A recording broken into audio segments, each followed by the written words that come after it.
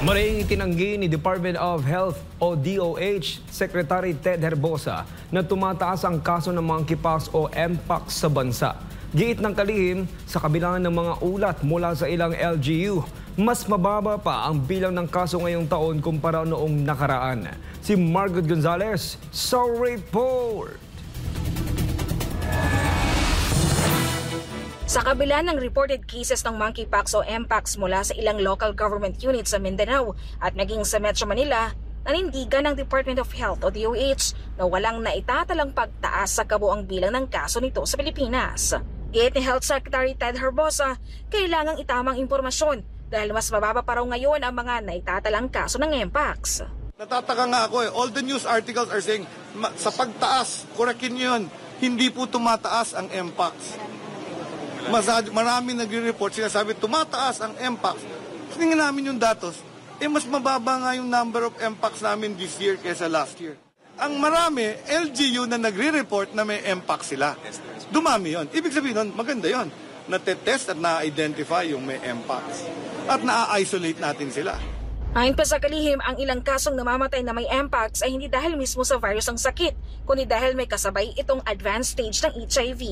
Sa ngayon, hinihintay ng DOH na mailahad sa cabinet meeting ang kanilang rekomendasyon na ideklara ang HIV bilang isang national public health emergency upang mapakilos ang iba't ibang ahensya ng gobyerno. Giit ni Secretary Herbosa, mahalaga at urgent na makapagpalabas na ng deklarasyon ang Office of the President.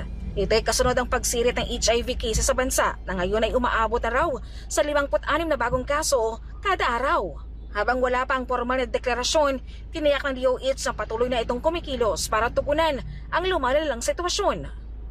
Interested ng President actually mga 3 beses nang na-postpone. Of course, many other things are happening in government. So, pinaprioritize ng President what has to be done first. No? So, I will wait. Walang problema. In the meantime, nagtatrabaho ang DOH. Even without that declaration, we have to act. We have to work. We have to keep educating people. We have to keep testing people. We have to give ARVs to those that are living with HIV. We have to I've talked to DepEd. Meron din kami mga learning modules na ibibigay na sa kanila. Ang HIV ay naipapasa sa pamamagitan ng unprotected sex at pakikipagtalik sa taong positibo sa HIV. We are trying to make the condoms affordable. You make the condoms really cheap so it's easy to access. So they also donate and will make it put it in several places.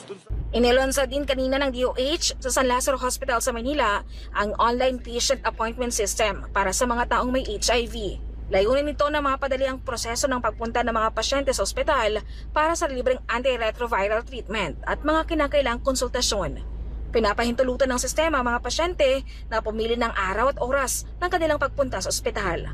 Ayon kay Lawrence, isang taong may HIV, hindi kailangang mamatay dahil sa ganitong uri ng sakit basta't may access sa tamang gamutan at suporta.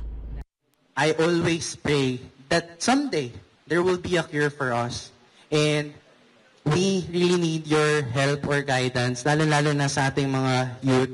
Kasi we are the voice. I understand that you don't have to disclose your HIV status to educate people. You just have to be there or you just have to spread the news about HIV, that there is treatment and it's no longer a death sentence. HIV is a very manageable. Para sa Diyos at Pilipinas Kumahayan, Margaret Gonzalez, SMNI News.